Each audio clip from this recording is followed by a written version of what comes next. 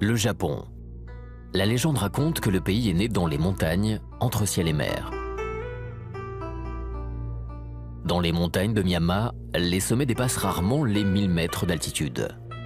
Ils ont été depuis toujours le refuge des familles impériales. Aujourd'hui disparue, la ville de Tango a vu naître tous les empereurs depuis l'an 1000 jusqu'à l'ère Meiji à la fin du 19e siècle.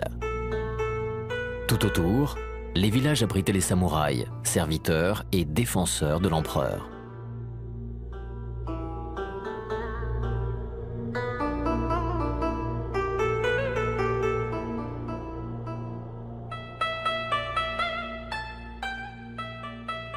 Miyama signifie « montagne de la beauté ». Elles sont le berceau de la culture et de l'identité japonaise.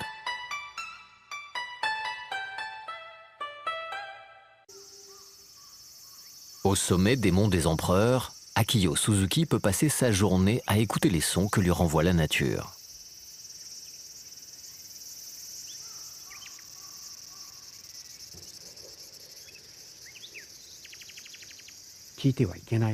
Je me suis rendu compte qu'écouter ne suffisait pas. En règle générale, écouter, c'est entendre le bruit du vent, le chant des oiseaux, le bourdonnement des mouches. On écoute, mais on ne sent rien. C'est ce que j'ai compris et ressenti ici.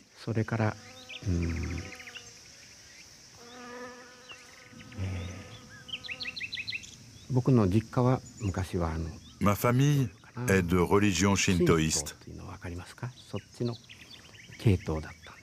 Dans cette religion, nous pensons qu'il y a un Dieu dans chaque élément de la nature.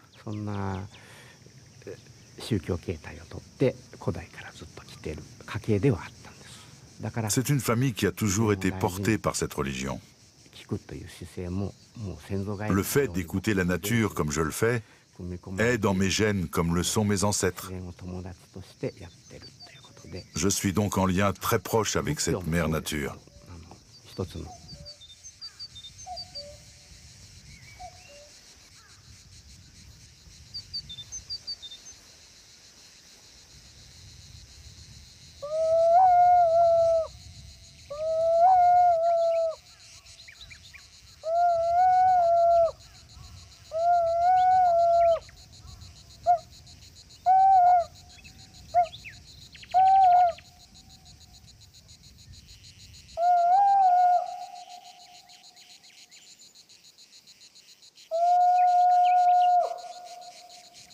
La voix d'Akiyo Suzuki fait écho à celle des empereurs cachés dans les forêts du Myanmar. Pour la religion Shinto, l'empereur est le gardien des divinités. Shinto, qui veut dire le chemin des dieux, confère à la lignée impériale un statut divin. Au cœur de la montagne, les prêtres continuent de célébrer des rituels de renaissance, destinés à apaiser les divinités. L'eau et le feu vont purifier les âmes. Plus légères, elles pourront alors s'élever vers les sommets et séjourner plus ou moins longtemps entre le monde des vivants et le ciel. Une sorte de purgatoire.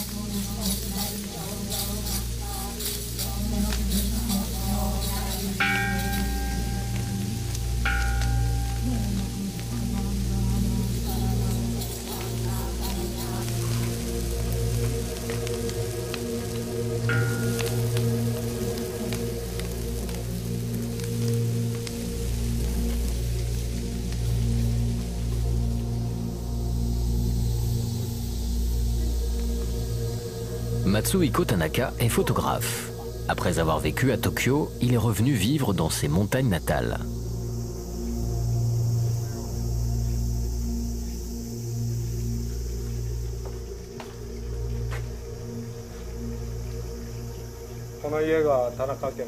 Bonjour, bienvenue dans la maison des Tanaka.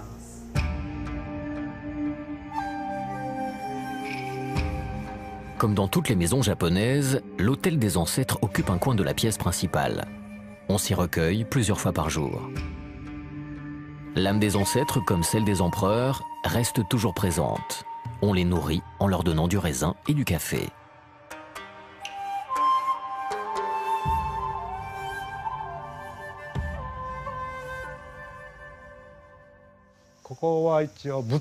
Ça, c'est la pièce qui est dédiée à l'autel où l'on vénère les morts de notre famille.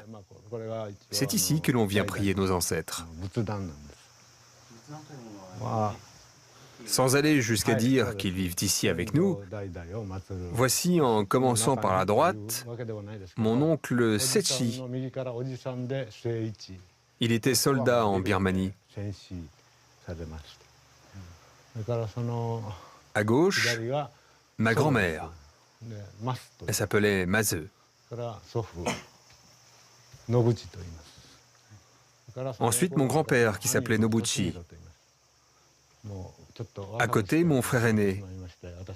Son nom est Toshiro. Il est mort jeune et c'est pourquoi je suis revenu m'occuper de cette maison.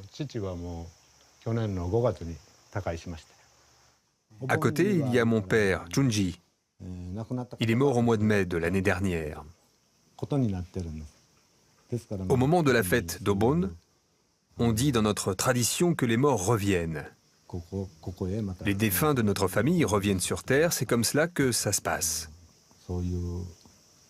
Pendant ces fêtes, on va aller au cimetière faire une cérémonie autour des tombes.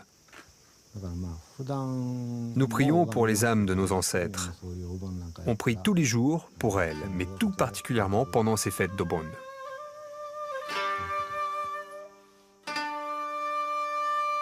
La famille de Matsuhiko est réunie pour cette grande fête religieuse de l'été. Tous les habitants des grandes villes retournent dans leur village natal, au creux des montagnes. Bien que de religion shintoïste, ces familles honorent les traditions bouddhistes, très implantées dans les montagnes. Les esprits reviennent dans le monde des vivants chaque année pendant 3 jours et 3 nuits pour y revoir leur famille.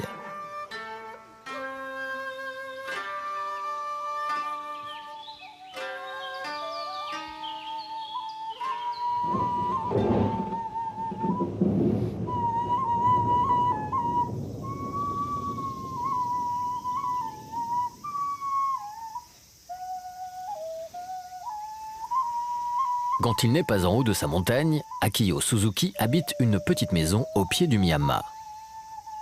Il travaille depuis plus de 40 ans sur la relation entre le son et l'espace et cherche à retrouver les voix des ancêtres.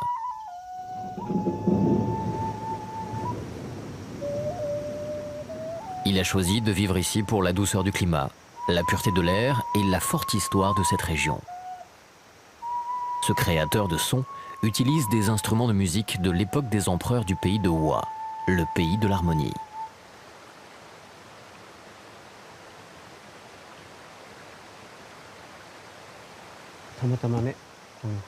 Cette flûte est une réplique d'un instrument très ancien retrouvé dans des fouilles. Il date approximativement de 2300 ans. Mon cœur est dans ce son vieux de plusieurs milliers d'années. J'essaie de retrouver le passé dans ce son.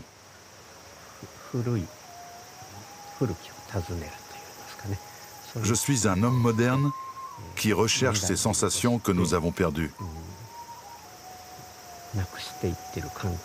Et c'est par cette flûte que j'apprends à vivre cette philosophie.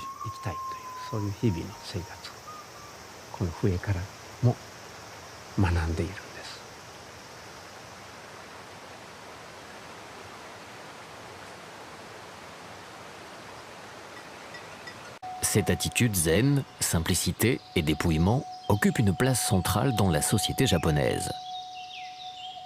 Esthétique et spiritualité s'inspirent de la sérénité et de la rondeur des montagnes de Miyama.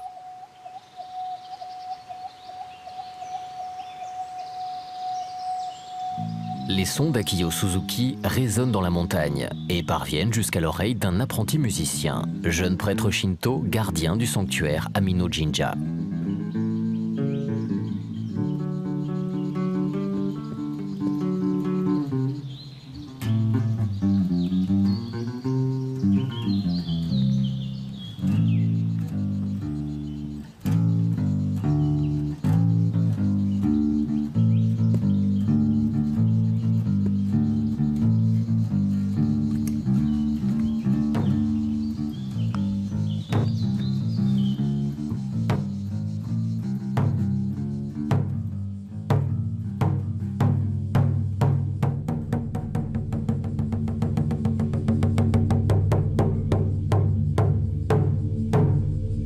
Dans la religion shinto, la montagne, tout comme le soleil, la lune, les vents, est considérée comme une personne. Chaque jour, les prêtres shinto, hommes et femmes, lui font des offrandes.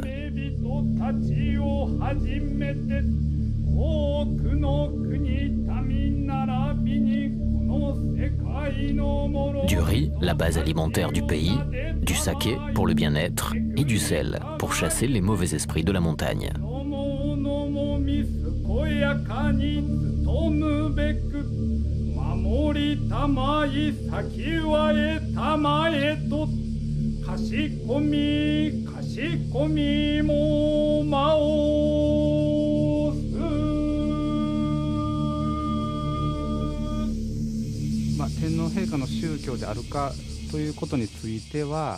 Le shintoïsme n'est pas que la religion des empereurs. Ce n'est pas que la religion de la famille impériale. C'est avant tout une philosophie du respect et de la crainte de la nature. Par exemple, c'est grâce au lever du soleil que nous avons des récoltes. C'est la lumière du soleil qui fait pousser les plantes. Alors, on remercie le soleil. C'est la philosophie japonaise où se mélangent la gratitude et la crainte face à la vie.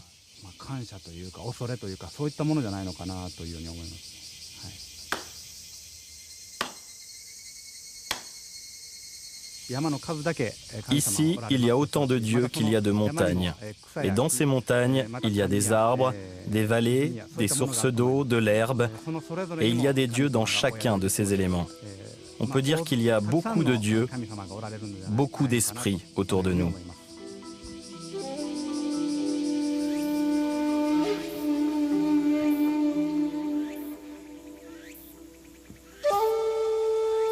La montagne évoque aussi la souillure.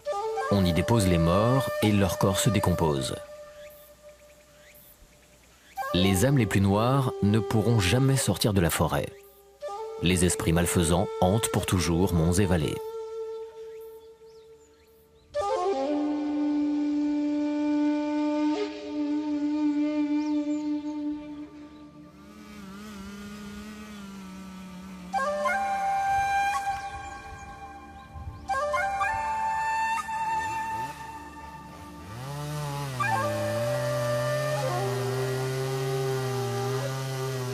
Couper un arbre, c'est détruire un être vivant, donc une âme. En principe, il faut lui demander la permission. Aujourd'hui, pour construire une route entre deux vallées, les arbres sont abattus sans cérémonie.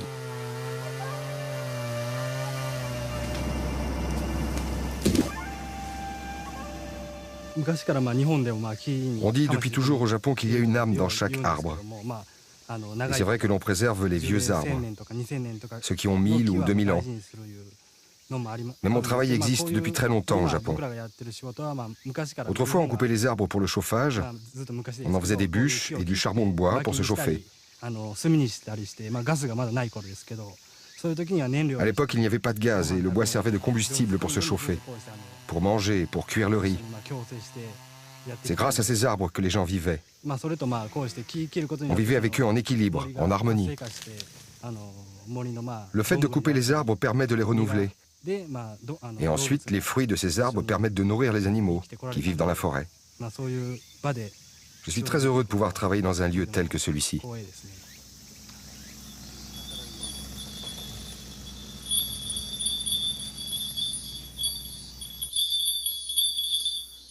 Ça, ce sont des clochettes. Elles sont là pour éloigner les ours. Comme c'est un animal peureux, il peut entendre cette clochette de très loin. Ce bruit l'empêche de s'approcher. Si l'on rencontre un ours et que l'on n'a pas cette clochette, c'est très effrayant. De plus, ça peut être très dangereux. Il vaut mieux garder cette clochette pour signaler aux ours qu'il y a ici, dans la forêt, une présence humaine. Monsieur Akashami est bûcheron dans cette forêt depuis plus de 40 ans. Chaque jour, il observe le même rituel.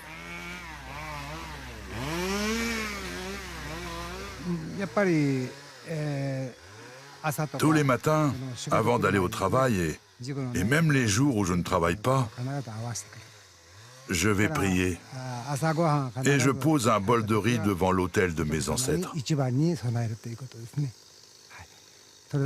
Vous savez, je suis né dans cette montagne et j'y ai toujours vécu. J'ai grandi dans cette forêt. Nous vivons depuis des générations dans cette montagne. Je ressens beaucoup d'amour pour cet endroit. J'ai beaucoup de respect pour cette terre de mes aïeux.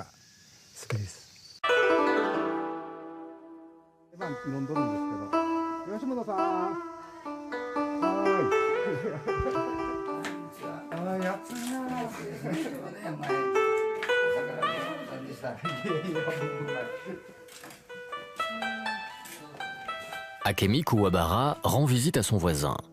Dans ces villages, les maisons ont plus d'un siècle. Elles ont conservé la structure et l'aménagement traditionnel de la maison japonaise. Construites en bois, elles protègent des fortes chaleurs d'été et des hivers très rigoureux où la neige peut tomber des semaines entières. La population vieillit et la moitié des habitants a plus de 65 ans.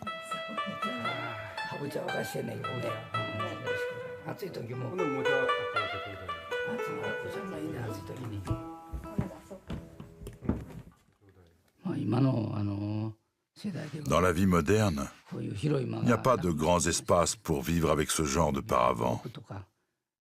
Il n'y a pas d'endroit comme celui-là dans les maisons neuves, surtout dans les appartements modernes. On ne peut plus vivre comme dans l'ancien temps, avec ce genre de gravures qui nous correspondent.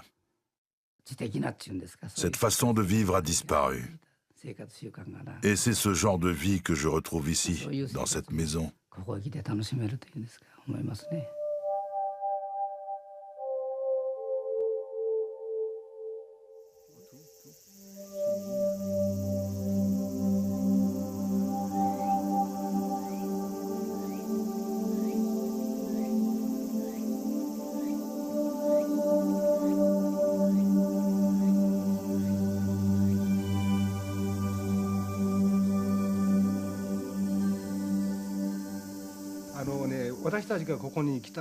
La raison pour laquelle nous sommes ici est que cet endroit nous correspond.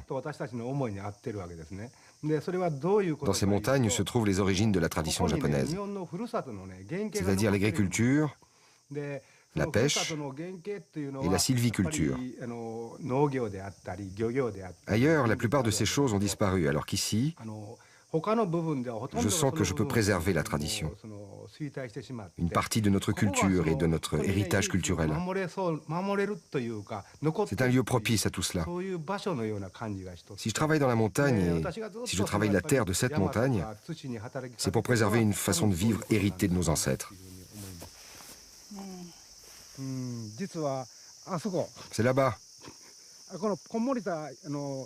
là où l'on voit une petite montagne dans la mer. C'est une petite île. Et c'est là-bas, c'est tout près que j'ai proposé à ma femme de m'épouser il y a 37 ans.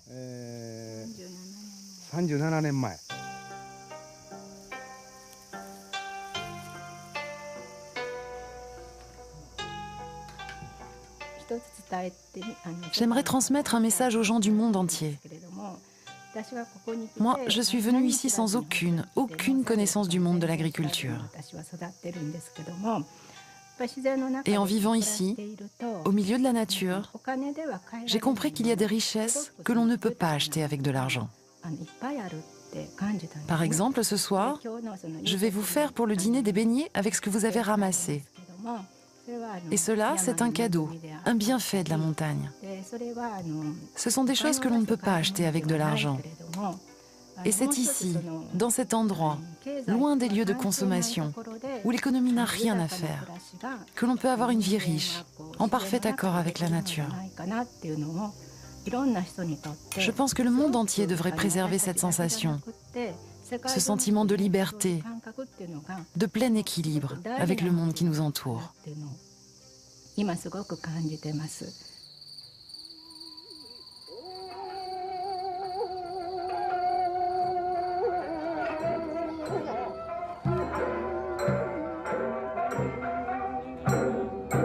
À l'endroit même où Akemi et Atsuko Abara se sont promis le mariage il y a 37 ans, on célèbre la dernière cérémonie des fêtes d'Obon. Des lanternes de papier sont déposées sur l'eau. Elles guideront les esprits des morts vers l'autre monde. Des bateaux, également en papier, emportent les âmes des défunts. Achetées très cher par les familles, ces petites embarcations sont brûlées.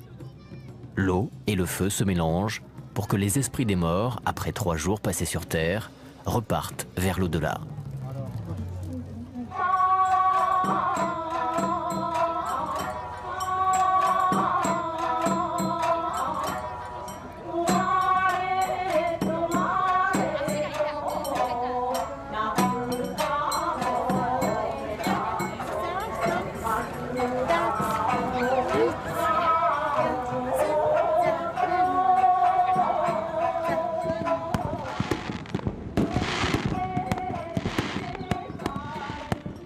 Pour saluer leur départ, le ciel s'embrase au-dessus du Japon et de ses montagnes sacrées à tout jamais.